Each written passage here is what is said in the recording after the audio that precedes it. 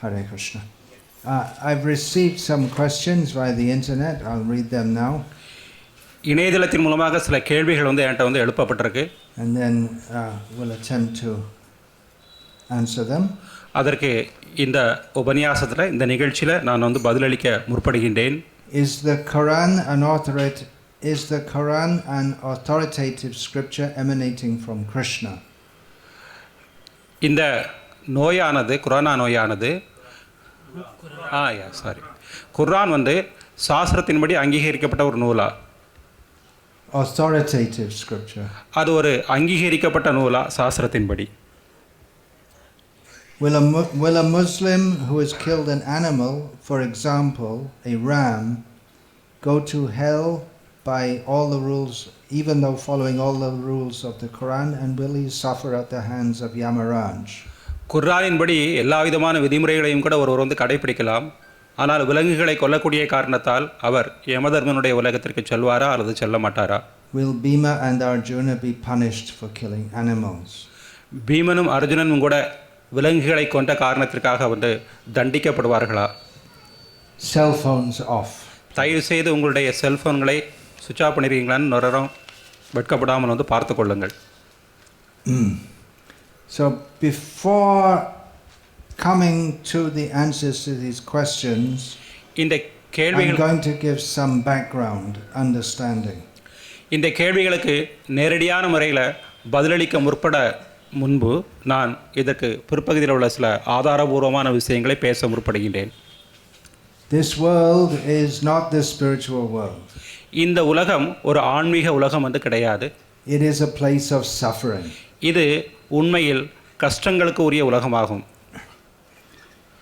People who want to get free from this suffering often become religious. இந்த கஷ்டங்களிலிருந்து விடுபடக்கூடிய நுண்ணறிவு உள்ள நபர்கள் பொதுவாக ஆன்மீகவாதிகளாக உருவெடுக்கின்றார்கள். As Lord Krishna states in Bhagavad Gita. கிருஷ்ணர் இந்த விஷயத்தை இவ்வாறு பகவத்கீதையில் கூறுகின்றார். Chatura vidha bhajante mang jana sukritin arjuna artho jignasur artharti gyani cha bharatarshaba. Krishna says that 4 kinds of people, they approach me to worship me. இந்த ஸ்லோகத்தில் பகவான் ஸ்ரீ கிருஷ்ணர் கூறுகின்றார், மனித சமுதாயத்தில் உள்ள 4 விதமான மனிதர்கள் என்னை வழிபட ஆரம்பிக்கின்றார்கள் என்று. The first type he mentions is people who are distressed. இந்த 4 விதமான நபர்களில் முதல் தரமான நபர் இந்த உலகத்தில் மிக கஷ்டத்திற்கு உள்ளானவர். Then those who are inquisitive. இரண்டாவது நபர் உண்மையிலேயே தத்துவ விசாரணை உள்ளவர். Those who want money. மூன்றாவது நபர் தனம் யாசிப்பவர். And those who are in knowledge. நான்காவது உள்ள நபர் ஆத்ம தத்துவத்தை புரிந்தவர். So generally people approach God whether they understand him as God or Jesus or Ishvara or Allah, if they are distressed or if they want money. இறைவனை அவர்கள் இயேசுவாக அல்லது அல்லாவாக வேறு ஒரு நபராக புரிந்திருக்கலாம். ஆனால் உண்மையில் தனத்திற்காகவோ கஷ்டப்பட்ட காரணத்திற்காகவோ தான் அவர்கள் பொதுவாக அணுகுகின்றார்கள். They don't approach him out of love. உண்மையில் இறைவன் மீது உள்ள அன்பின் காரணமாக ஆரம்ப நிலைகளில் யாரும் இறைவனை அணுகுவது இல்லை. But they want to be happy. ஆனால் அவர்கள் மகிழ்ச்சியை அடைய விருப்பமுள்ளவர்களாக இருக்கின்றார்கள். By enjoying their senses. தங்களுடைய புலன்களை ஆன்மீகவாதிகளாக மாறிய பிறகும் அனுபவித்து இன்பத்தை அனுபவிக்க விருப்பப்படுகின்றார்கள். And the scriptures tell us about heaven. சாஸ்திரங்கள் சொர்க்கத்தை பற்றி கூறுகின்றன. Where you can go if you follow the scriptures. இந்த சாஸ்திரங்களை விதிமுறைகளை நாம் பின்பற்றும் பொழுது சொர்க்கத்திற்கு நாம் ஏற்றம் பெறலாம். And you can enjoy yourself there. அந்த சொர்க்கத்தில் நாம் மிக சிறந்த முறையில் புலனின்பத்தை அடையலாம். This you'll find in the Bible, the Quran, in the Vedic scriptures also. இந்த விஷயங்கள் பொதுவாக வேதங்களிலும் குர்ஆனிலும் பைபிளிலும் கூட பொதுவான முறையில் கூறப்பட்டிருக்கின்றன. So people approach God and they follow the rules of their scriptures, but not out of love of God, but because they want to enjoy themselves. மக்கள் இறைவனை அணுகிய பின்பும் கூட சாஸ்திரத்தின் விதிமுறைகளை புலனின்பத்தை அனுபவிப்பதற்காக பின்பற்றுகின்றார்களே தவிர இறைவன் மீது உள்ள அன்பின் காரணத்தால் அல்ல. Although definitely by approaching God some feeling for him should arise.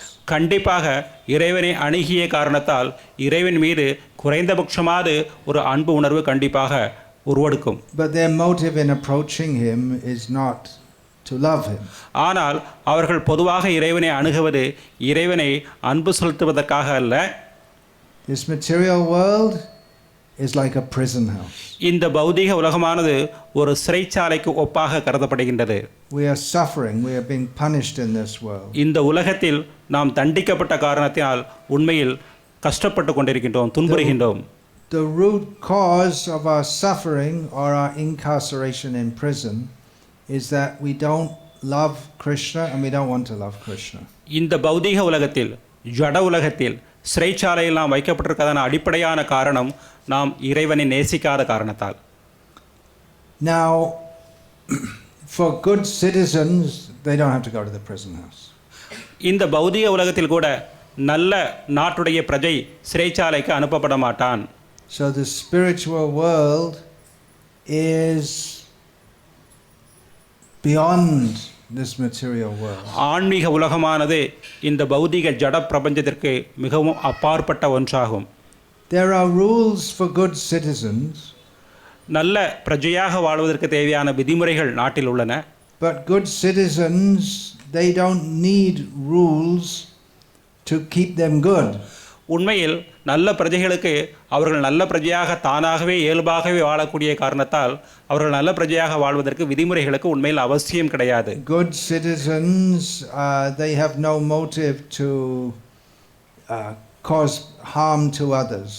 நல்ல பிரஜைகள் நாட்டில் உள்ள மற்ற நபர்களுக்கு துன்பம் இழைக்க விருப்பப்படாத காரணத்தினால் இயல்பாகவே நல்லவர்களாக வாழ்கின்றார்கள். So the spiritual world, the kingdom of God, is the place where actually there are no rules because rules are not needed. ஆன்மீக உலகத்தில் பகவானுடைய ராஜ்யத்தில் விதிமுறைகள் கிடையாது, காரணம் விதிமுறைகளுக்கு அவசியம் கிடையாது. The scriptures that we have in this world are the rules of God. இந்த உலகத்தில் உள்ள சாஸ்திரங்கள் உண்மையில் இறைவனுடைய விதிமுறைகளை விளக்கக்கூடிய நூல்களாகும். It's just like in the prison there are rules also.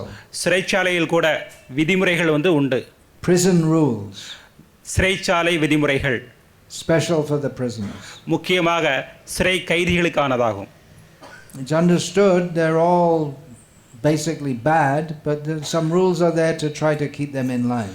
பொதுவாக இந்த விதிமுறைகள் கொடூரமானவை, காரணம் இந்த சிறை கைதிகளை திருத்துவதற்காக இந்த விதிமுறைகள் வடிவமைக்கப்பட்டிருக்கின்றன. So if you follow the rules of the citizen of the prison, you're recognized as a good prisoner and you may be given some more facility. இந்த சிறைச்சாலையுடைய விதிமுறைகளை சரியான முறையில் ஒரு சிறை கைதி கடைபிடிக்கக்கூடிய நேரத்தில் நல்ல கைதியாக கருதப்பட்டு உயர்ந்த நிலைக்கு அவர் உயர்த்தப்படுகின்றார். And if you disobey the orders, you're already in the prison because of being a criminal, but if you don't follow the prison rules, then you're punished more. ஏற்கனவே நாம் குற்றமுறிந்த காரணத்தால் சிறைச்சாலையில் வசித்துக் கொண்டிருக்கின்றோம். அங்குள்ள விதிமுறைகளை மீறும் பொழுது மீண்டும் சிறைச்சாலையில் அதிகமான காலம் வாழ வேண்டிய காலகட்டம் ஏற்படும்.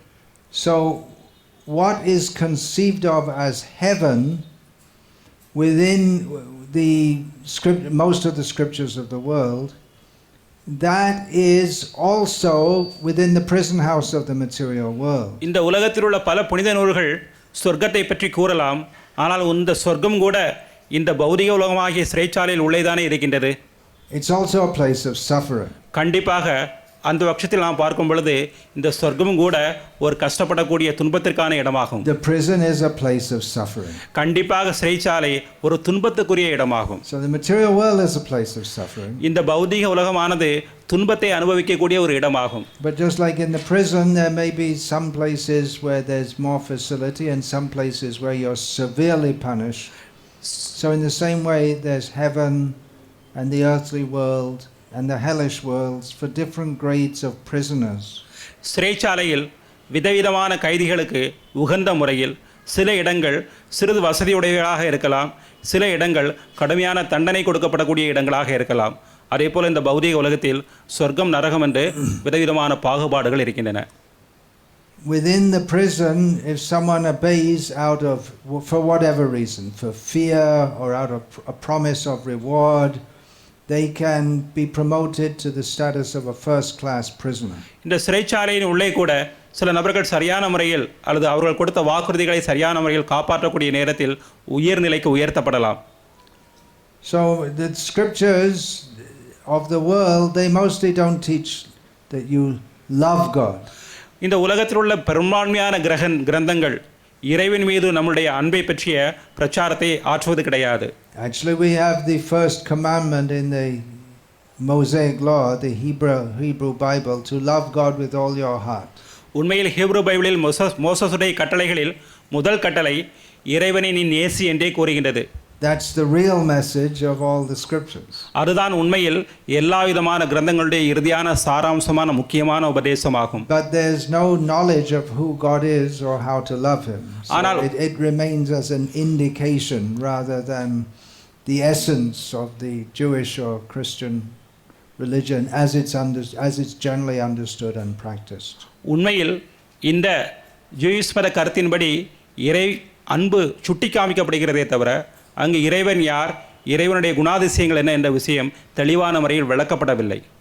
In the Vedas also, வேதங்களிலும் மேலோட்டமாக இவ்வாறு கூறப்பட்டிருக்கலாம். Traigunya Vishaya Veda Nistraigunyo Bhavarjuna. Krishna tells Arjuna that the Vedas mostly deal with the three modes of material nature. பகவான் பகவத்கீதையில் கூறுகின்றார், வேதங்களில் கூட பெரும்பான்மையான பகுதிகள் திரைகுண்ய விசயா வேதா மூன்று விதமான குணபாகுபாடுகளை பற்றிய விஷயங்களையே விளக்குகின்றன என்று. And he tells Arjuna that you should go beyond this status. பகவான் ஸ்ரீ கிருஷ்ணர் அர்ஜுனனிடம் வேண்டுகிறார், இந்த மூன்று விதமான குணங்களுக்கு அப்பாற்பட்ட நபராக நீ மாற வேண்டும் என்று. So how are the Vedas any better than Hindus, for want of a better term, are supposed to follow the Vedic path, but how is the Vedic path any better than any others? பொதுவாக இன்றைக்கு இந்துக்கள் என்று சொல்லப்படக்கூடியவர்கள் வேத கலாச்சாரத்தை பின்பற்ற வேண்டியவர்கள். எந்த முறையில் இந்த வேத கலாச்சாரம் மற்ற மறைநூல்களை விட உயர்ந்தது? Well, there is a section within the Vedas called the Jnana Kanda, which gives knowledge of reality. வேதங்களில் உள்பகுதியில் உள்ள ஞானகாண்டம் என்ற பகுதி உண்மையை பற்றிய விஷயத்தை விளக்குகின்றது. Of life beyond this suffering of repeated birth and death. இந்த பௌதிக உலகத்தின் பிறப்பு இறப்பு சூழலுக்கு அப்பாற்பட்ட ஆன்மீக வாழ்க்கையை பற்றிய விஷயங்களை இது நமக்கு தெளிவுபடுத்துகின்றது. And it gives a gradual process of elevation to come to the platform beyond birth and death. இந்த ஜனன மரண பிறப்பு இறப்பு சுழலுக்கு அப்பாற்பட்ட உயர்தரமான ஒரு வாழ்க்கைக்கு எவ்வாறு படிப்படியாக நம்மளை உயர்த்துவது என்ற அறிவுரைகளை இவை வழங்குகின்றது. That process is the varnashram system. இந்த வழிமுறை உண்மையில் வர்ணாசிரம தர்மம் என்று அழைக்கப்படுகின்றது. Which in and of itself does not purify simply by following all the rules. வர்ணாசிரம தர்மத்தின் விதிமுறைகளை கடைபிடிப்பதன் மூலமாக மட்டும் முழுமையான முறையில் நம்மால் சுத்தமடைய முடியாது. But there is purification due to the Vishnu connection.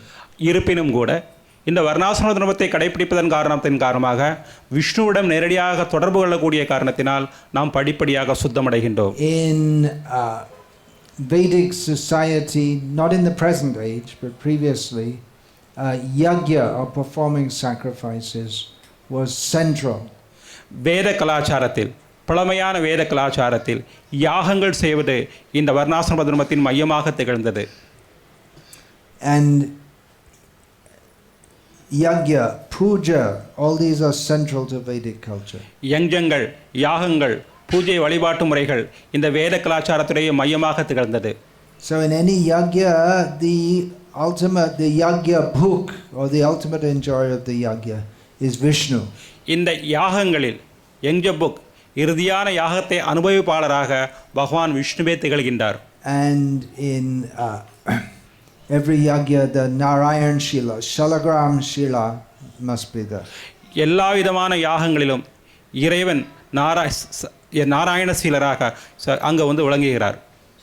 And all the persons of higher caste especially the Brahmanas, they all are supposed to worship at home.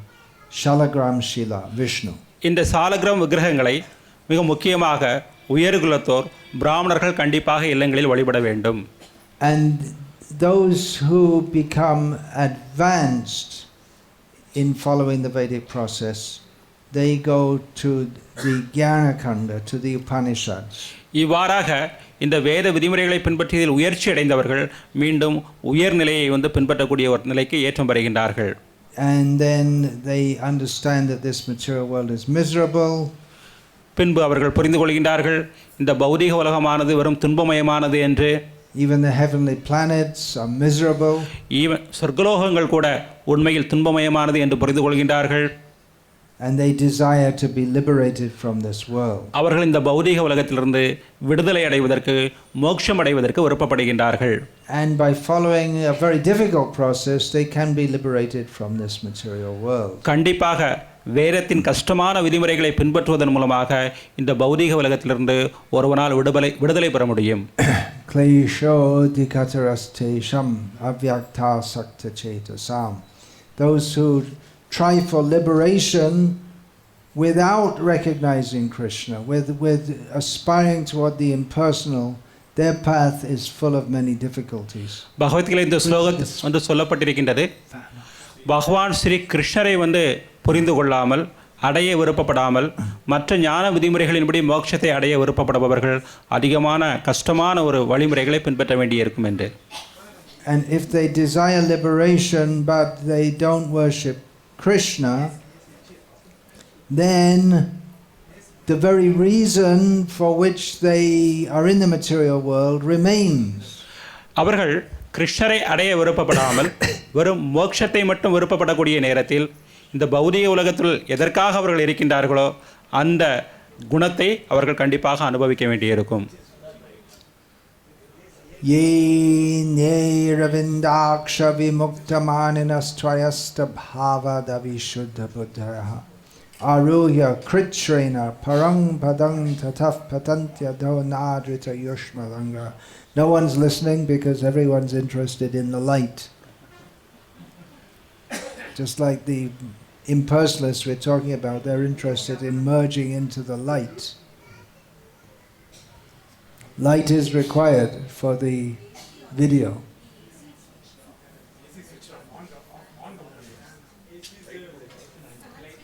This is much more interesting than discussing topics of Krishna consciousness, whether the light is on or not.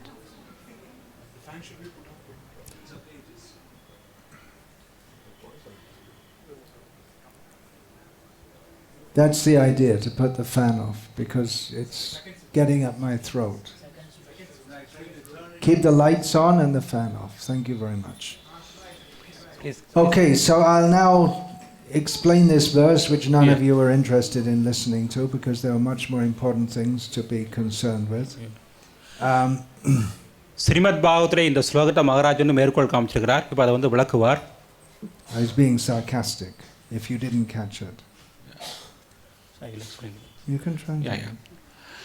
இந்த ஸ்லோகத்துடைய அர்த்தம் என்ன அப்படின்னா, பகவான் ஸ்ரீ கிருஷ்ணரை புரிந்து கொள்ளாமல். Wait a minute. I'm going to explain the verse. Okay. Persons who are not attracted to worshipping the lotus-eyed Krishna,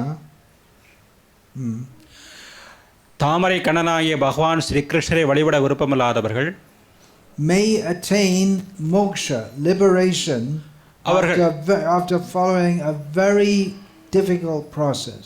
அவர்கள் கஷ்டமான ஒரு வழிமுறைகளை பின்பற்றி மோட்சம் அடைந்திருக்கலாம். And they think, now I made it, I'm liberated. அவர்கள் தாங்கள் மோட்சம் அடைந்து விட்டேன் என்று நினைத்துக் கொண்டிருக்கலாம். And they can actually attain some level of liberation. உண்மையில் மோட்சத்தில் சில நிலையை கூட அவர்கள் அடைந்திருக்கலாம். But they fall down from that position. ஆனால் கண்டிப்பாக தங்களுடைய நிலையிலிருந்து அவர்கள் கீழே இழிகின்றார்கள், இழிநிலை அடைகின்றார்கள். Because they neglect to worship Krishna's lotus feet. காரணம் அவர்கள் கிருஷ்ணருடைய பாதார விந்தங்களை வழிபட தவறிய காரணத்தால். So this impersonal liberation, if we again invoke this example of the prison house, it's like getting parole. Okay. I don't know. I don't think there's such a system in India as parole. It's there. It is there. Huh? கிருஷ்ணரை வழிபடாமல் மற்ற அருவ பிரம்மத்தை வழிபடுவதன் மூலமாக ஒருவர் விடுதலை பெறுவதற்கு மோட்சம் பெறுவதற்கு முயற்சி செய்தால் அது பரோலில் தற்காலிகமான முறையில் ஜெயிலை விட்டு வெளியே செல்வதை போன்றதாகும். You're released from prison, but you're not fully trusted. இந்த பரோல் முறையில் சிறைச்சாலையிலிருந்து வெளியே சென்றவர்கள் தற்காலிகமாக வெளியே செல்லலாம். ஆனால் கண்டிப்பாக அவர்கள் மீது சிறை அதிகாரிகளுக்கு நம்பிக்கை கிடையாது. Still under the surveillance of the police. அவர்கள் அப்பொழுது கூட காவல் அதிகாரிகளுடைய மேற்பார்வையில் தான் வெளி உலகத்தில் வாழ்ந்து கொண்டிருக்க முடியும். And because their consciousness hasn't been purified, they again commit criminal acts and they get thrown back in the prison. கண்டிப்பாக அவர்களுடைய உணர்வுகள் இன்னும் முழுமையான முறையில் சுத்தமடையாத காரணத்தினால் கண்டிப்பாக தவறு இழைப்பார்கள். மீண்டும் அது பாவ செயல்களுக்கு உள்ளாவார்கள். So that's a rough example. Now to get back to these queries. இதுதான் இதற்கு ஒரு மேலோட்டமான விளக்கம். இந்த கேள்விகளுக்கு மீண்டும் பதிலளிக்க விருப்பப்படுகிறேன் நான். Is the Quran an authoritative scripture emanating from Krishna? இந்த குர்ஆன் உண்மையில் கிருஷ்ணால் கூறப்பட்ட வேதத்திலிருந்து உருவான ஒரு அங்கீகாரமான இலக்கியமா? Well, everything emanates from Krishna. உண்மையில் இந்த பூலகத்தில் உள்ள அனைத்து விஷயங்களுமே கிருஷ்ணனிடமிருந்தே வெளிப்படுகின்றன. Aham sarvasya prabhavo mata sarvam pravartate. Krishna says everything comes from me. கிருஷ்ணர் பகவத்கீதையில் கூறுகின்றார் அனைத்துமே என்னிடமிருந்தே வெளிப்படுகின்றன என்று. Is it an authoritative scripture? The answer is yes and no. குர்ஆன் உண்மையிலே அங்கீகாரமான இலக்கியமா? அதற்கு நாம் சரியானது என்றும் பதில் கூறலாம், இல்லை என்றும் பதில் கூறலாம். How can the answer be yes and no? எப்படி ஒரே விஷயத்திற்கு நாம் அது சரியானது என்றும் தவறானது என்றும் பதிலளிக்க முடியும்? Well, it's just like the prison laws, they apply to the prisoners. உண்மையில் சிறைச்சாலையுடைய விதிகள் சிறை கைதிகளுக்கானதாகும். The prison laws have no meaning for those who are good citizens. உண்மையில் சிறைச்சாலையில் உள்ள விதிமுறைகள் நல்ல நபர்களுக்கு பொருத்தமானவை அல்ல, அவர்களுக்கு உரித்தானவையும் கிடையாது. But the prisoners, they've been in prison so long, they don't have any idea of what it means to be a good citizen. சிறைச்சாலையில் அதிகமான காலம் வாழக்கூடிய சிறை கைதிகளுக்கு நல்ல ஒரு பிரஜையாக எப்படி வாழ்வது என்ற விஷயத்தில் எந்த விதமான பரிச்சயமும் கிடையாது. So they are meant for regulating people at a certain level. கண்டிப்பாக சிறை விதிமுறைகள் ஒரு குறிப்பிட்ட குறைந்த உணர்வு உள்ள நபர்களுக்கானவை ஆகும். Will a Muslim who has killed an animal, for example a ram, go to hell by all the rules of the Quran, and will he suffer at the hands of Yamaraj? குர்ஆனுடைய விதிமுறைகளை பின்பற்றிய பொழுதிலும் கூட அதிகமான முறையில் விலங்குகளை கொள்ளக்கூடிய ஒரு நபர் உண்மையில் யமராஜனுடைய உலகத்திற்கு செல்வாரா செல்ல மாட்டாரா? This is a major point of debate between those the Muslims who want to, well, between Muslims and Hindu scholars. Sometimes the Hindus say, well, Islam is very bad because there's so much animal killing, but then the Muslims say, well, there's animal sacrifices also there in the Vedas. இதுதான் ஒரு உண்மையான விவாத கருத்தாகும். இந்துக்களுக்கும் இந்து பண்டிதர்களுக்கும் முஸ்லீம் பண்டிதர்களுக்கும். இந்து பண்டிதர்கள் முஸ்லீம்கள் அதிகமான முறையில் விலங்குகளை கொள்கின்றார்கள் என்று சாடுகின்றார்கள். முஸ்லீம்களோ இந்துக்களில் கூட வேத சாஸ்திரத்தின்படி யாகங்களில் அதிகமான விலங்குகள் பலியிடப்படுகிறது என்ற விஷயத்தை கருத்தில் கொள்கின்றார்கள்.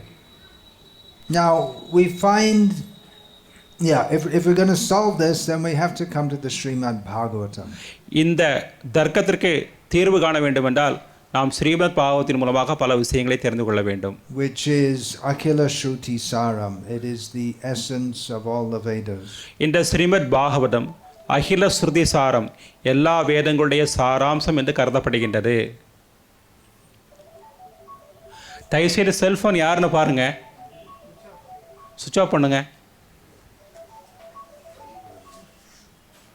Switch off and go out.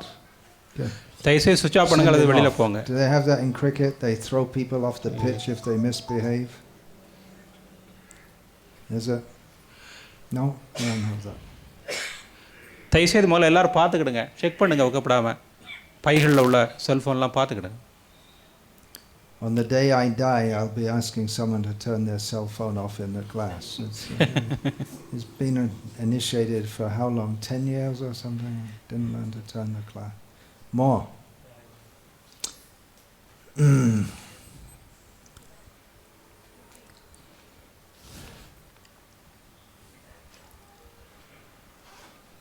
Debate. Now,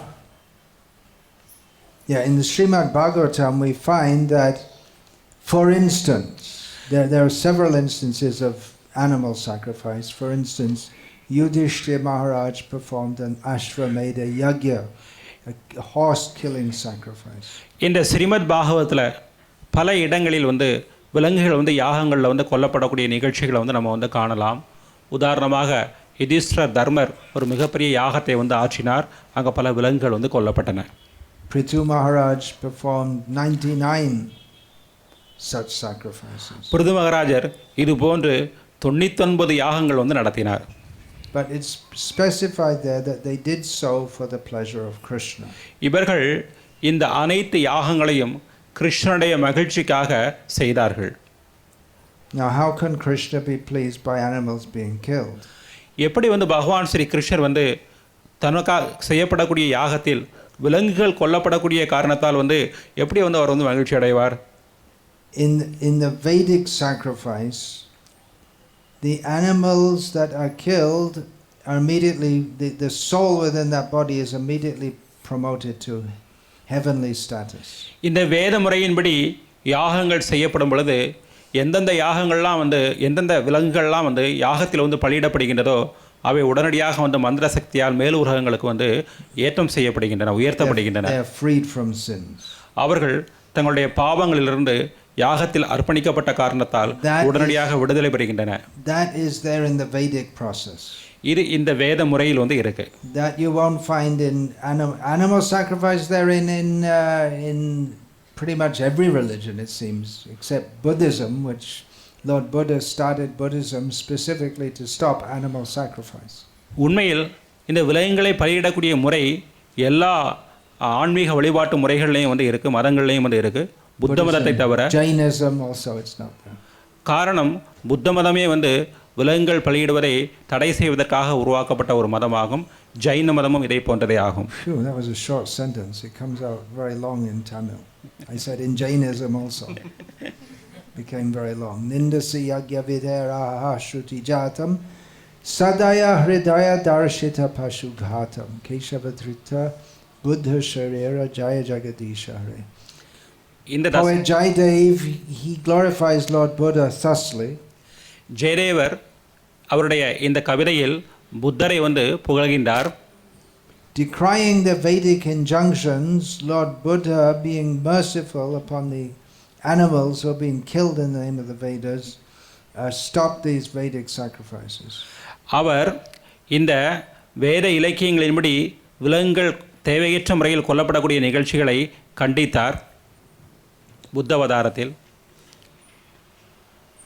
But actually it is a Vedic process, but it's not allowed in this age of Kali.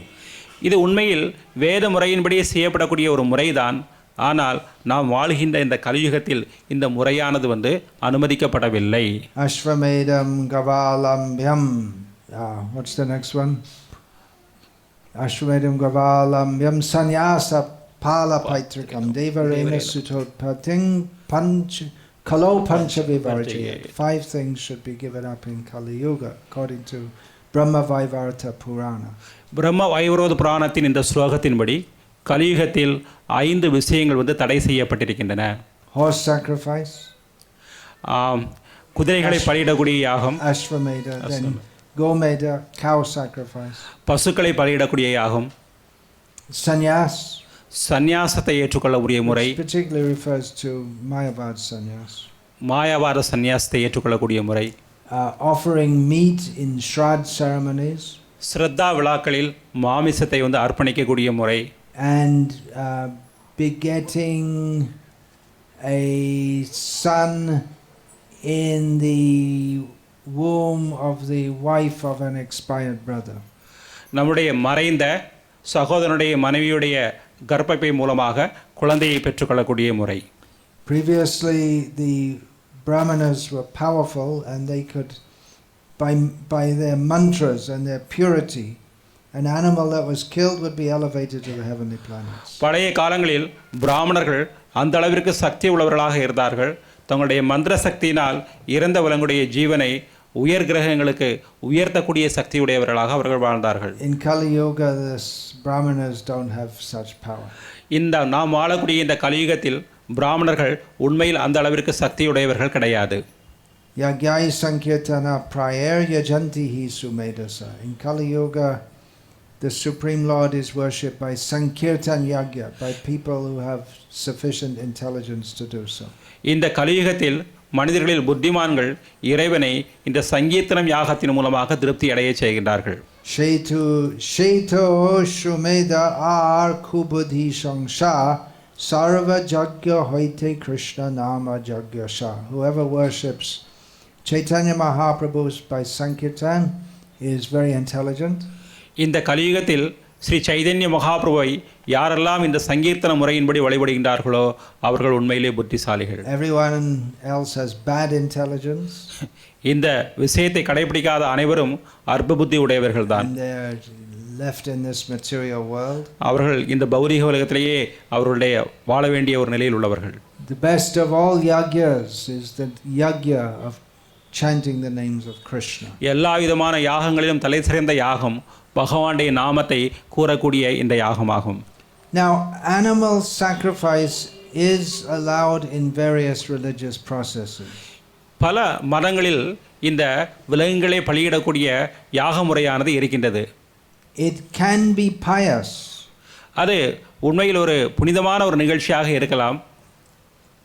And elevate one to heavenly planets. கண்டிப்பாக ஒருத்தரை சொர்க்கத்துக்கு அதை அழைத்து செல்லலாம். But as much as there is a motive to enjoy eating the meat or to give pain to animals, that much it is sinful. எந்த அளவிற்கு நாம் அந்த மாமிசத்தை உண்ண விருப்பப்படுகின்றோமோ அல்லது விலங்குகளுக்கு துன்பத்தை கொடுக்க விருப்பப்படுகின்றோமோ அப்பொழுதே அது ஒரு பாவகரமான நிகழ்ச்சியாக மாறுகின்றது. We find in the Srimad Bhagavatam, in the story of Maharaj Prachina Barhishat.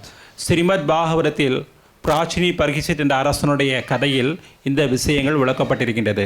Narad Muni by his mystic power showed Maharaj Prachina Barhishat that there were so many living beings who he had slaughtered.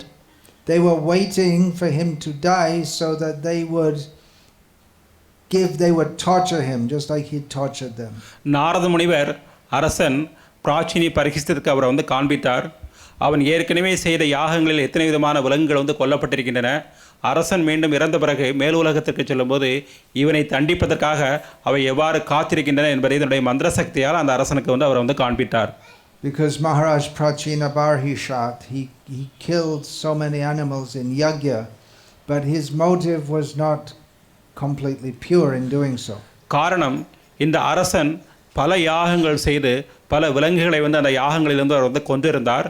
அவருடைய நோக்கம் முற்றிலும் புனிதமானது கிடையாது. So you'd have to suffer in hell for that. கண்டிப்பாக அவர் இந்த புனிதமான நோக்கத்தோடு விலங்குகளை கொல்லாத காரணத்தால். Now if the Vedic injunctions say you can go to heaven by performing these sacrifices, then how come you can go to hell? வேத முறைகளின்படி விலங்குகளை நாம் பலியிடக்கூடிய நேரத்தில் சொர்க்கத்திற்கு போவோமானால் எப்படி இப்படி நரகத்திற்கு செல்கின்றோம்? You can go to heaven, கண்டிப்பாக நீங்கள் சொர்க்கத்திற்கு செல்லலாம், and also go to hell. கண்டிப்பாக நரகத்திற்கும் செல்லலாம். It's mixed piety and impiety. காரணம் இந்த வழிமுறைகளில் பாவம் புண்ணியம் இரண்டும் கலந்திருக்கக்கூடிய ஒரு வழிமுறையாக இது இருக்கின்றது. Some piety is there because you don't just kill the animals, but you do so according to Vedic injunctions. கண்டிப்பாக இதில் சில புண்ணியமும் இருக்கின்றது, ஆனால் வேத முறைகளின்படி நாம் கொன்றால்தான் புண்ணியம். So there is recognition, at least indirectly, of a higher power. கண்டிப்பாக இந்த வழிமுறைகளின் மூலமாக ஒரு உயர் அதிகாரி, சக்திமிக்க உயர் அதிகாரி இருக்கின்றதை நாம் ஏற்றுக்கொள்கின்றோம். You don't just do it wantonly. கண்டிப்பாக உன்னுடைய மனோ விருப்பத்தின்படி இந்த விஷயத்தை நம்ம செய்வது கிடையாது.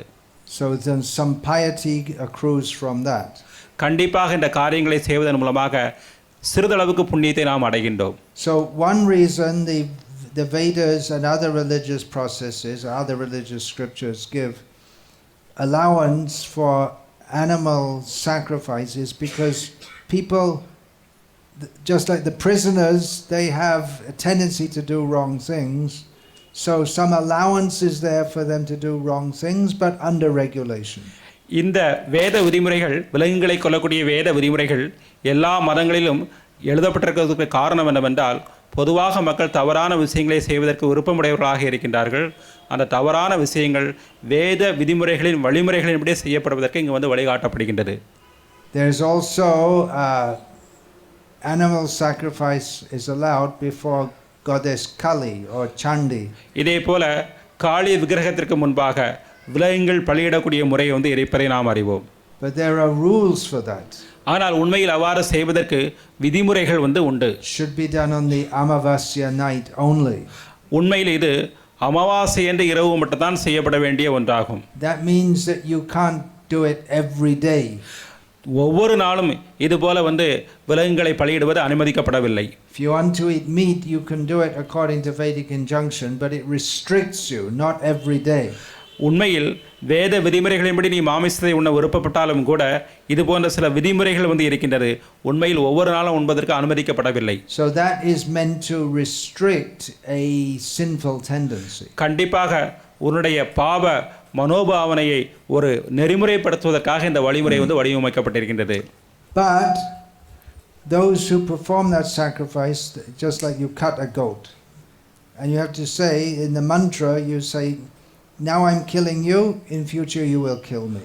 உதாரணமாக ஒரு ஆட்டை பலியிடக்கூடிய நேரத்தில் சொல்லக்கூடிய மந்திரத்தில், நான் இப்பொழுது உன்னை கொன்கின்றேன், இந்த காரணத்தால் எதிர்காலத்தில் நீ என்னை கொல்லலாம் என்று நாம் வந்து வாக்குறுதி அளிக்கின்றோம். So someone who gets a little bit intelligent, generally meat eaters don't have very much spiritual intelligence. உண்மையில் மாமிசத்தை உண்ணக்கூடியவர்கள் பொதுவாக அதிகமான ஆன்மீக அறிவு இல்லாதவர்கள், ஆனால் குறைந்தபட்சம் அறிவு இருக்கக்கூடிய பட்சத்தில் they may think, oh, that's not very good. I better stop doing all this, otherwise I'm going to be cut, just like I'm cutting now. கண்டிப்பாக அப்படிப்பட்டவர்கள் இவ்வாறு நினைப்பார்கள், நான் இந்த ஆட்டை கொல்ல மாட்டேன், காரணம் இந்த ஆட்டை கொல்வதன் மூலமாக எதிர்காலத்தில் நானும் கொல்லப்படுவேன் என்று அவர்கள் சிந்திக்க ஆரம்பிப்பார்கள். So you can see that the whole question, it's more complex than saying yes and no. இந்த காரணத்தினால் இந்த கேள்வியானது உடனடியாக சரியானதா தவறான என்று பதிலளிக்க முடியாது. இது ஒரு கஷ்டமான ஒரு நிலை. So even by following the Quran, you could go to heaven, but then if you kill the animals with some motive to eat, then you have to go to hell also. குர்ஆனின் Go to அடிப்படையில் heaven, then afterwards you go to hell.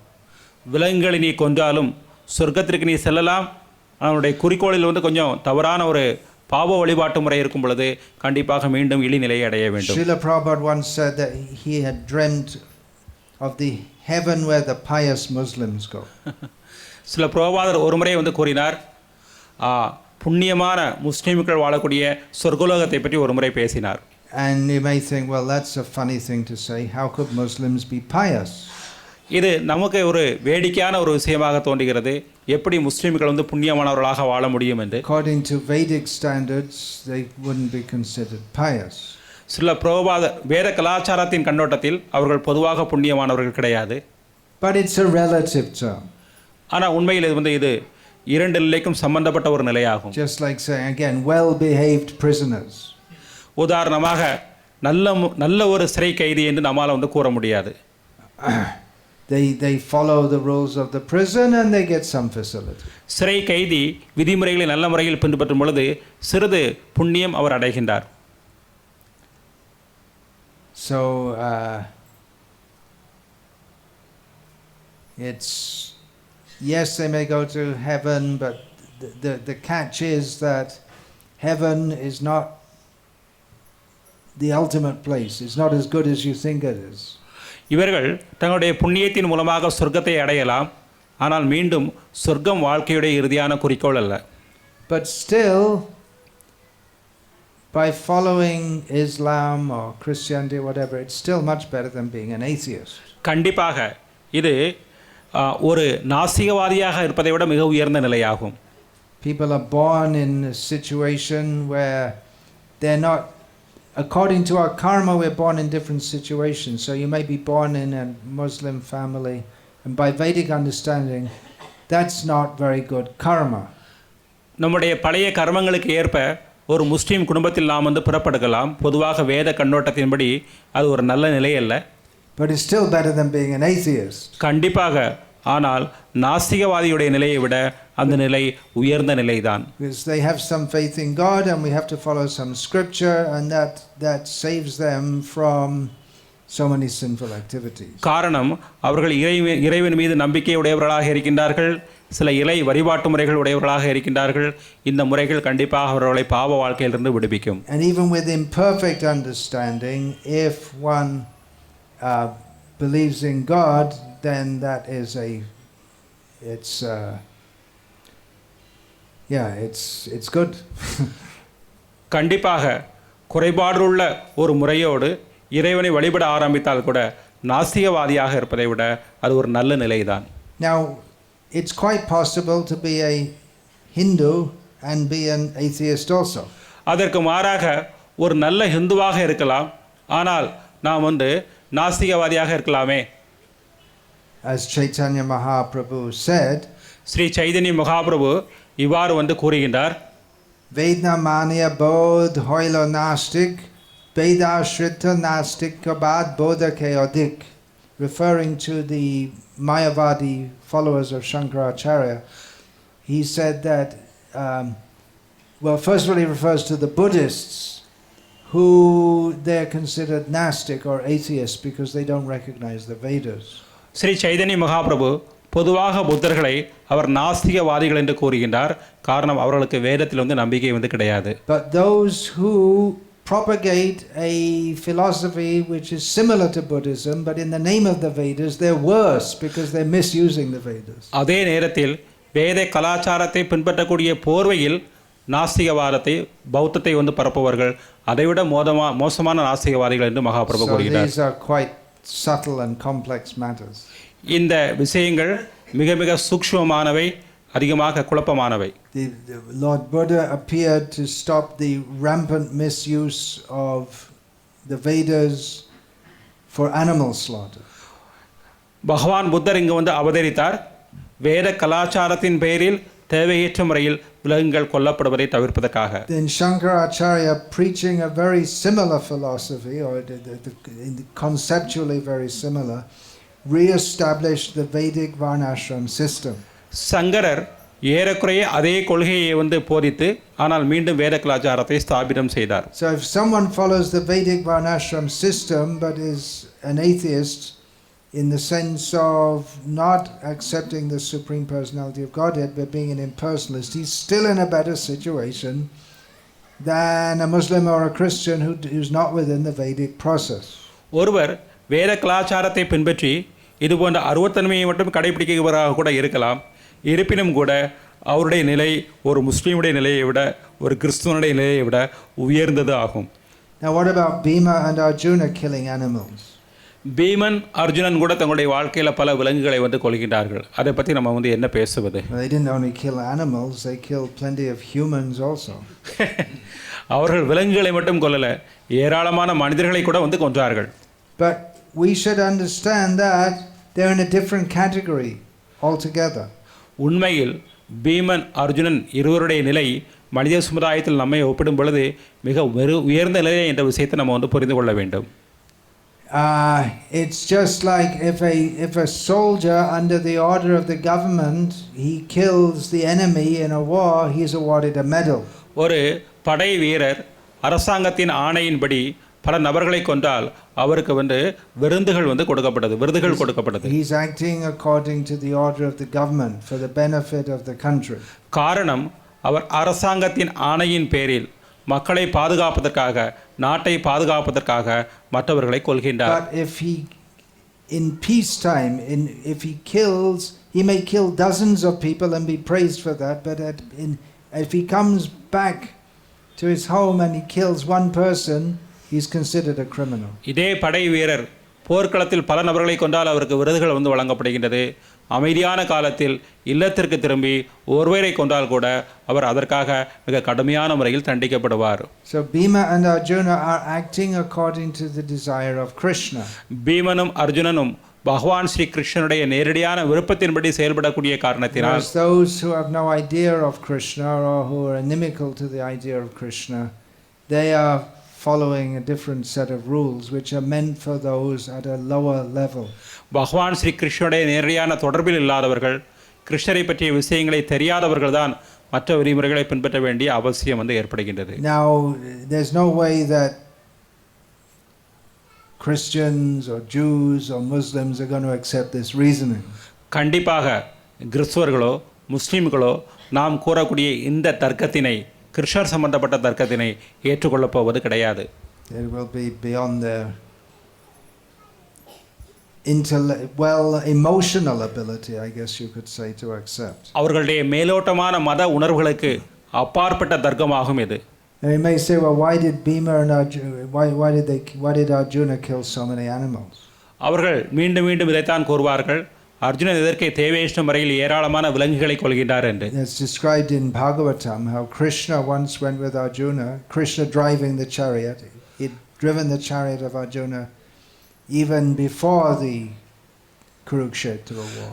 Kurukshetra யுத்தத்திற்கு முன்பே பல முறைகளில் நாம் காண்கின்றோம், பல நேரங்களில் கிருஷ்ணர் அர்ஜுனுடைய தேரை ஓட்டிச் செல்வதை. So they went to the Khandava forest and killed so many animals. அர்ஜுனனும் கிருஷ்ணர் தேர் ஓட்டினார், காண்டவ வனத்திற்கு சென்றார்கள், which were then used for sacrifice. அங்கு பல விலங்குகளை கொண்டார்கள், அந்த விலங்குகள் யாகங்களுக்கு பயன்படுத்தப்பட்டன. And also the Kshatriyas, they had to practice killing animals. சத்திரியர்கள் காடுகளுக்கு சென்று விலங்குகளை கொன்று போர்க்கலையை பல நேரங்களில் பயிற்சி செய்ய வேண்டிய அவசியம் உள்ளது. Otherwise, because they have to protect the citizens, அவர்கள் பிரஜைகளை காப்பாற்ற வேண்டிய அவசியம் இருக்கக்கூடிய காரணத்தினால், which means that sometimes they have to kill criminals and enemies of the good citizens. கண்டிப்பாக அவர்கள் மனித சமுதாயத்தில் நல்லவர்களுக்கு விரோதிகளாக இருக்கக்கூடிய அசுரர்களை கொல்ல வேண்டிய அவசியம் ஏற்படுகின்றது. And you can't it's horrifying. You can't do that unless you're practiced. இந்த குற்றவாளிகளை நாம் கொல்வதற்கு கண்டிப்பாக பயிற்சி அவசியம், அது கொடூரமான காரியமாகும். And they also, the Kshatriyas also kill animals in the forest. They get too populous and they cause a disturbance to villagers in the forest and rishis in the forest. சில நேரங்களில் காடுகளில் வன விலங்குகளுடைய எண்ணிக்கை அதிகரித்து அருகாமையில் உள்ள கிராமவாசிகளையோ அல்லது காடுகளில் உள்ள ரிஷிகளையோ துன்புறுத்தும் பொழுதும் சத்திரியர்களுக்கு அவற்றை கொல்ல வேண்டிய நிர்பந்தம் ஏற்படுகின்றது. So a Kshatriya who kills animals in the forest, strictly a principle, according to the principles of dharma, that is pious. இந்த காரணத்தினால் வேத விதிமுறைகளின்படி வன விலங்குகளை கொல்லக்கூடிய சத்திரியன் மிகப்பெரிய புண்ணியசாலியாக திகழ்கின்றான். But if anyone kills for their own sense gratification, it becomes impious. அதற்கு மாறாக விலங்குகளை தங்களுடைய சுய விருப்பத்திற்காக கொல்லக்கூடியவர்கள் பாவிகளாக மாறுகின்றார்கள். Same activity, different result. இரண்டும் ஒரே செயல்தான், ஆனால் விதவிதமான பலன்களை அளிக்கின்றது. And even in the Judaism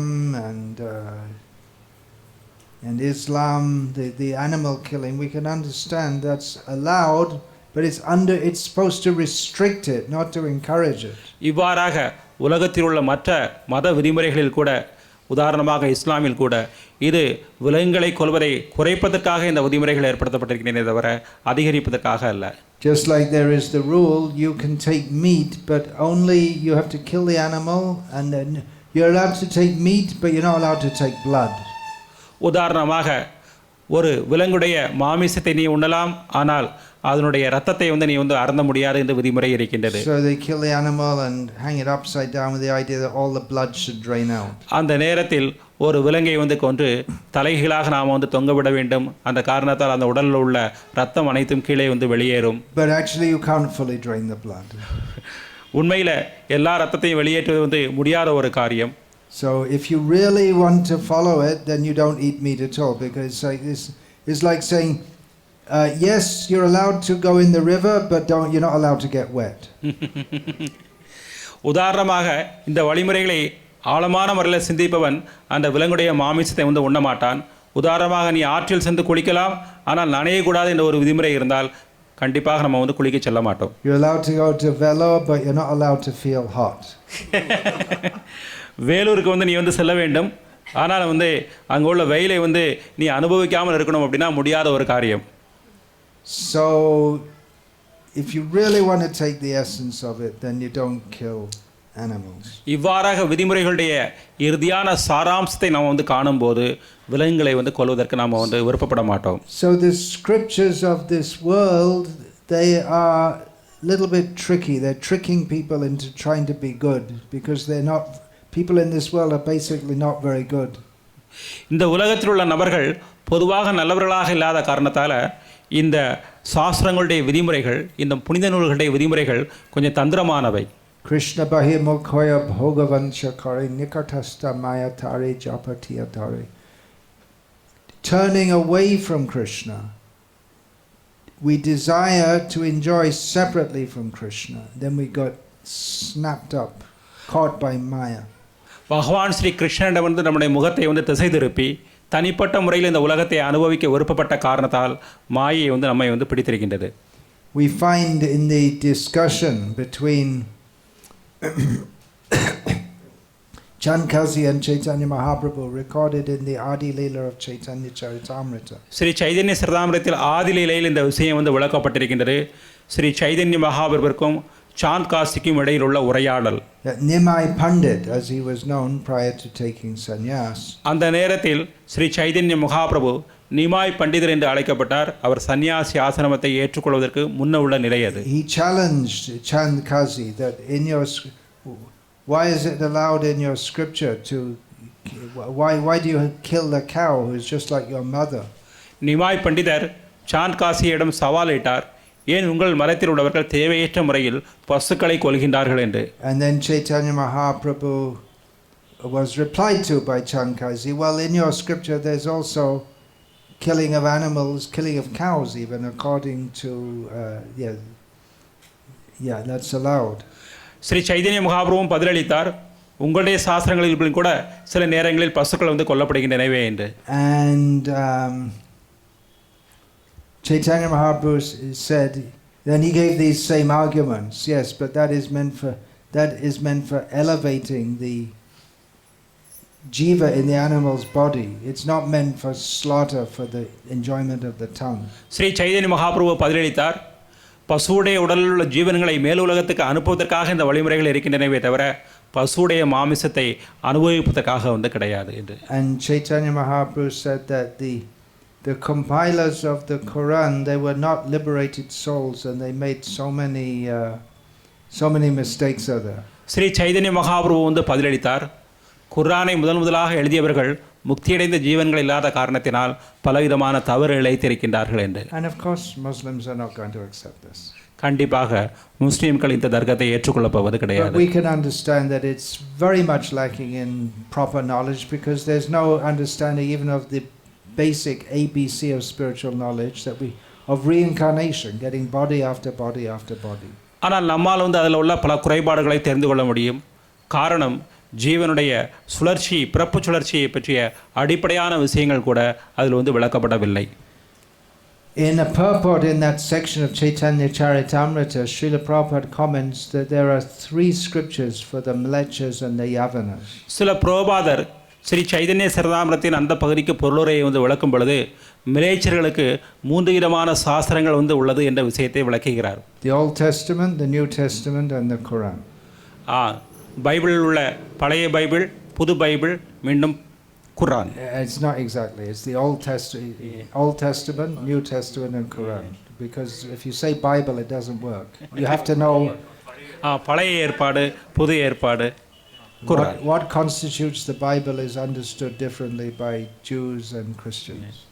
So you have to say Old Testament, New Testament, and anyway, that's a technical point. So they are, these scriptures, they're rules for prisoners. இவ்வாறாக இந்த விதிமுறைகள் jail கைதிகளுக்கு உரியவை ஆகும். For those who want to get out of the prison or directing us to get out of the prison, we begin with Bhagavad Gita. இந்த சிறைச்சாலையிலிருந்து விடுபட நினைப்பவர்கள் உண்மையில் பகவத்கீதையுடைய விதிமுறைகளை பின்பற்ற ஆரம்பிக்கின்றார்கள். You can go to heaven by following the materialistic scriptures. நீங்கள் சாஸ்திரத்துடைய பௌதீக சாஸ்திரங்களை பின்பற்றுவதன் மூலமாக சொர்க்கத்திற்கு உங்களால் உயர்ச்சி அடைய முடியும். But what happens after that? ஆனால் சொர்க்கத்திற்கு சென்ற பிறகு நமக்கு என்ன ஏற்பட போகின்றது? Tetang bhuktva swargalokam vishalam kshine punye martya lokam vishanti. You can enjoy in the heavenly planets profuse happiness, but then a time comes when your pious merits become depleted and one has to come back down again to this earth. சொர்க்கலோகத்திற்கு சென்ற பிறகும் கூட ஏராளமான உலகாதியமான இன்பங்களை நம்ம உயர்தர உலக இன்பங்களை அங்கே அனுபவிக்கின்றோம். நம்முடைய புண்ணியங்கள் கழிந்த பிறகு மீண்டும் இந்த கீழ் உலகத்திற்கே வீழ்ச்சி அடைகின்றோம். So really, even including the Vedic scriptures, the Srimad Bhagavatam is in a different category altogether. இந்த வேத இலக்கியங்களில் கூட ஸ்ரீமத் பாகவதம் மிக வித்தியாசமான உயர் நிலையில் உள்ள ஒரு கிரந்தமாகும்.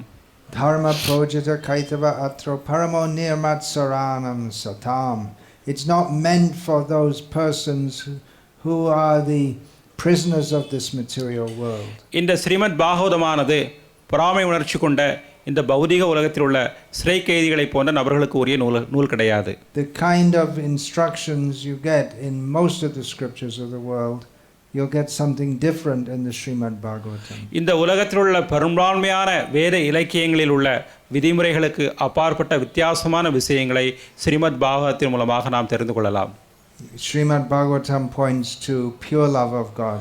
ஸ்ரீமத் பாகவதம் இறைவன் மீது உள்ள சுத்தமான அன்பை நோக்கி நம்மை அழைத்து செல்கின்றது. It gives actual knowledge of God. அவை இறைவனை பற்றிய உண்மையான இறை தத்துவத்தை நமக்கு விளக்குகின்றது. Beyond that of being a cosmic order supplier for the perverted desires of prisoners of this material world. இந்த பௌதிக உலகத்தில் உள்ள சிறை கைதிகளாகிய நம்முடைய மாறுபட்ட திரிபடைந்த நபர்களுடைய விருப்பங்களுக்கு அப்பாற்பட்ட முக்தியடைந்த ஆத்மாக்களுடைய விருப்பங்களை பூர்த்தி செய்யக்கூடிய கிரந்தமாக திகழ்கின்றது Srimad Bhagavatam. It is Paramahamsa Samhita. It is meant for those who are not envious of Krishna. இது பரமஹம்ச சம்ஹிதை ஆகும். காரணம் இது கிருஷ்ணரை நோக்கி நம்மை அழைத்து செல்லக்கூடிய ஒரு கிரந்தமாகும். The scriptures which recommend you worship God and then you can go to heaven and enjoy yourself there, they are still on the platform of envy of God. நாம் மேலுலகத்திற்கு சென்று உலக இன்பத்தை அனுபவிக்கலாம் என்று நமக்கு உபதேசம் செய்யக்கூடிய ஆன்மீக இலக்கியங்கள் உண்மையில் பொறாமை உணர்ச்சி கொண்டவையாகும். Because the adherents of those scriptures, they want to enjoy separately and independently from him, but he is the supreme enjoyer. காரணம் இந்த இலக்கியங்களை பின்பற்றுவதன் மூலமாக நாம் கிருஷ்ணனிடமிருந்து வேறுபட்டு தனிப்பட்ட முறையில் உலகத்தை அனுபவிக்க விருப்பமுள்ளவர்களாகவே வாழ்கின்றோம்.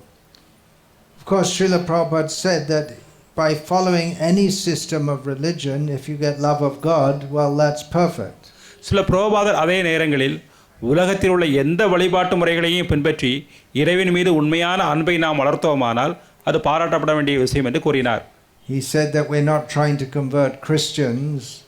உதாரணமாக அவர் கூறினார், உண்மையில் கிறிஸ்துவர்களை நாங்கள் மதமாற்றம் செய்ய விருப்பப்படவில்லை என்று.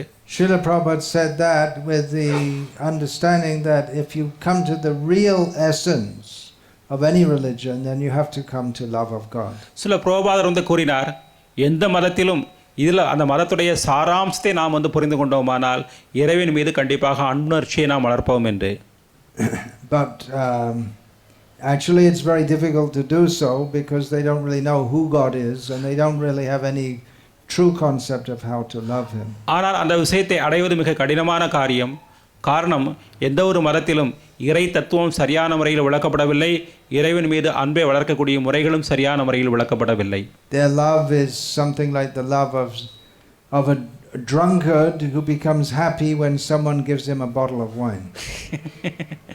அவர்களுடைய உணர்வு எப்படிப்பட்டது என்றால் ஒரு போதையடைந்த ஒரு நபருக்கு மற்றொரு போதையுள்ள நபர் ஒரு மதுபானத்தை அளிக்கும்போது எப்படி சந்தோஷப்படுவாரோ அது போன்றதுதான். You want something which is bad for you and you like someone who gives that thing to you.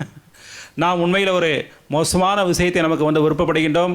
அந்த மோசமான ஒரு விஷயத்தை நமக்கு அளிப்பவரை நாம் நல்லவர் என்று நினைக்கின்றோம். Actually, what Chaitanya Mahaprabhu gave, pure love of Krishna, even other avatars don't give that.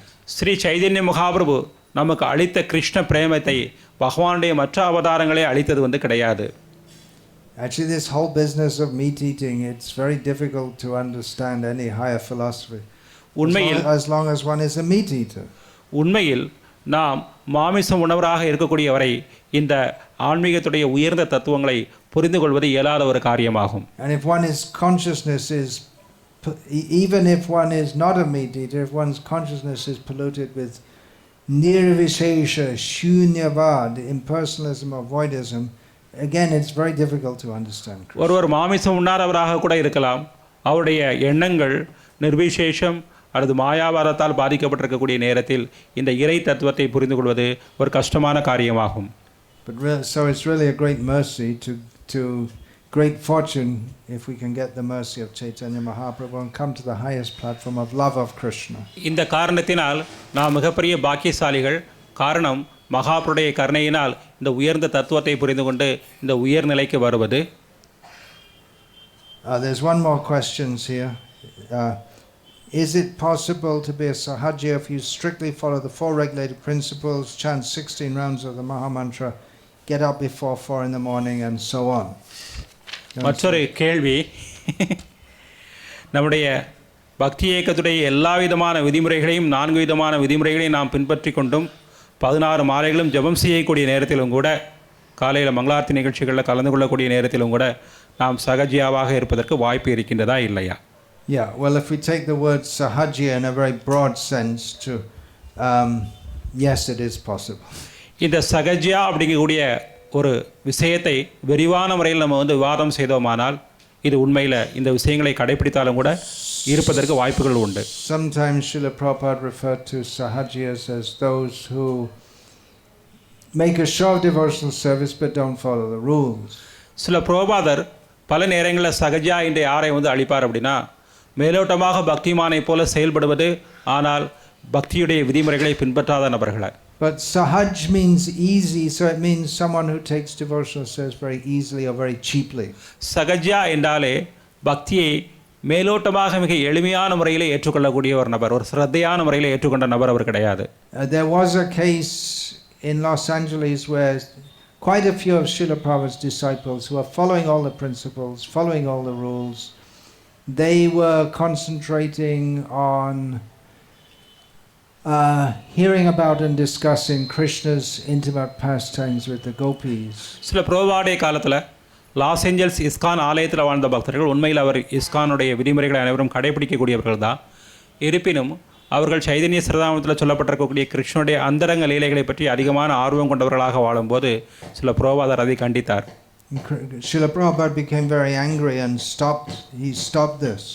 சில பிரபுபாதர் அவர்கள் மீது கோபம் கொண்டு அவர்கள் செய்யக்கூடிய காரியங்களை நிறுத்தினார். Saying that they're not qualified to discuss such high topics. சில பிரபுபாதர் அதை கூறினார், இந்த கிருஷ்ணர் சம்பந்தமான உயர் விஷயங்களை கலந்து ஆலோசிப்பதற்கு உண்மையில் அவர்கள் தகுதி இல்லாதவர்கள் என்று. So yes, if one imagines that he has some intimate relationship with Krishna or likes to discuss very high topics for which he is not qualified, even if he's following all the rules, he can be called a sahajya. இந்த விதிமுறைகளை நல்ல முறையில் கடைபிடித்தாலும் கூட அவர்கள் அவசியமற்ற முறையில் இந்த கிருஷ்ணனுடைய உயர் தத்துவங்களை கடைபிடிப்பதற்கு தகுதியுள்ளவர்களும் தங்களை பற்றி நினைத்தார்கள்னா அவர்களும் சகஜியாக்கள் என்றே அழைக்கப்பட வேண்டும். Any questions, please? ஏதாவது கேள்விகள் இருந்தால் கேட்கலாம், தமிழ்லையோ ஆங்கிலத்திலேயோ. The gist of today's lecture, it is based on the karma yoga only, forgetting the jnana yoga. Is today's lecture based on karma yoga, going to jnana yoga? Well, I did touch on that, but I didn't. It's a big discussion. Sarva karma akilam parata jnane parisamapyate. In the Gita, Krishna says that all the activities of karma given in the Karma Kanda section of the Vedas, they're supposed to mature into jnana. So I did touch on that, but it wasn't the wasn't the main thread. Maharaj பதிலளிக்கிறார், இந்த உபன்யாசம் கர்மகாண்டத்தை பற்றி கொஞ்சம் விளக்குனேன். ஆனால் பகவான் பகவத்கீதையில் பதிலளித்திருக்கிறார், கர்மகாண்டத்தில் செய்யப்படக்கூடிய எல்லா விதமான காரியங்களுமே இறுதியில் வந்து ஞான காண்டத்தை சென்றடைகின்றன. I'm seeing you after a long time. He used to come when we were just close by. He used to come regularly. Then, what's your question? Due to fear.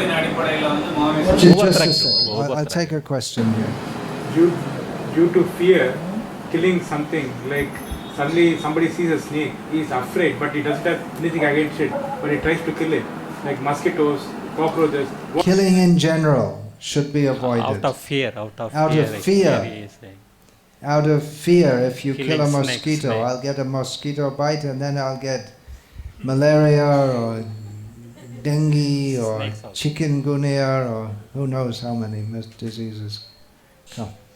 Out of fear, or killing a snake because you're afraid this snake. If you don't kill the snake will kill you. Ranganatha Prasad பிரபு அவருடைய கேள்வி, பயத்தால் வந்து பாம்பு உதாரணமாக நம்மளை கொண்டுங்கிற பயத்தில் முதலே பாம்பை கொள்வது, அல்லது நோய் நமக்கு வருங்கிற காரணத்தால் கொசுவை முதலே கொள்வது, இது கூட பாவமா? That is allowed in Shastra.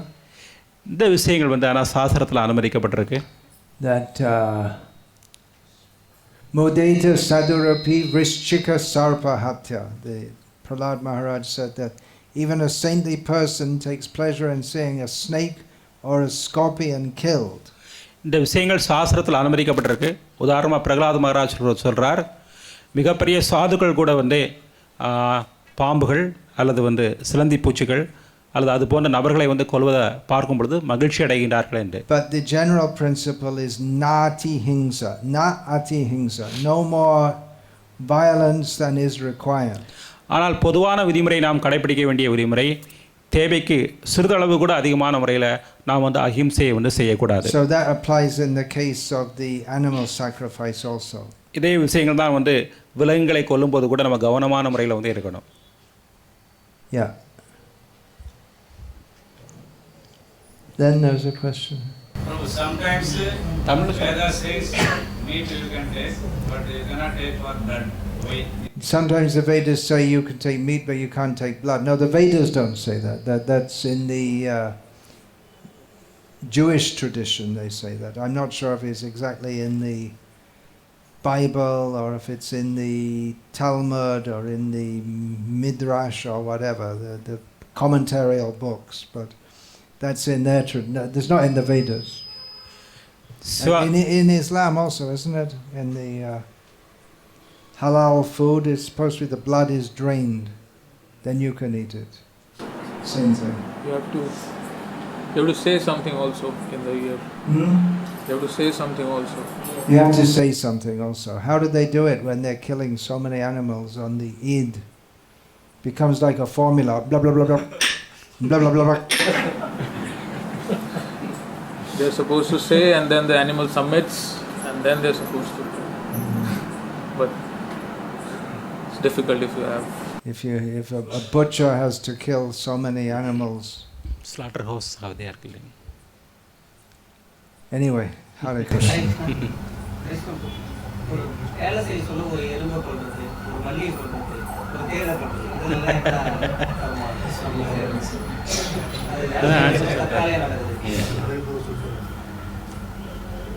He is saying the same thing. When we are working, when we are mopping, we are gilding some.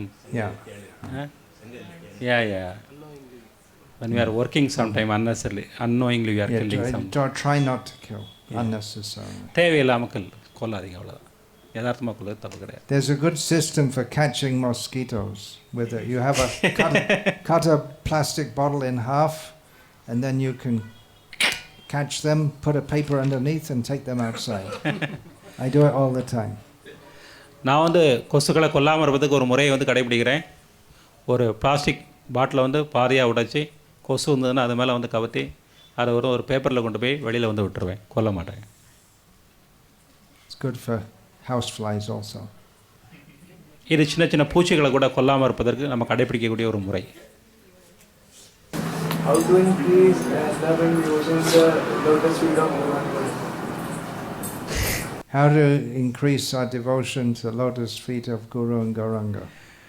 It's not exactly the subject of the class, but it's the subject of every class. குரு மேலும் கௌரங்கர் மீதும் உள்ள நம்முடைய பக்தியை வந்து எப்படி வந்து அதிகரிக்க வேண்டும்னு கேட்குறார். உண்மையில் இன்றைக்கி வகுப்பில் வந்து அது வந்து விவாதிக்கப்படலை இந்த கருத்து. இருந்தாலும் எல்லா வகுப்புகளையும் பொதுவாக கேட்கப்படக்கூடிய கேள்வி ஒன்று இது. It's a big topic. Read all of Prabhupada's books. You'll get the answer in full.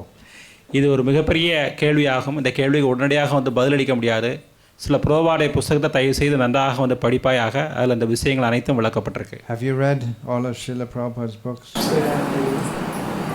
Go on reading. புத்தகத்தை படித்து கொண்டிருந்தால் கூட மீண்டும் மீண்டும் எல்லா புத்தகங்களையும் படியுங்கள். Hare Krishna. We'll finish there. All glories to His Divine Grace, Srila Prabhupada.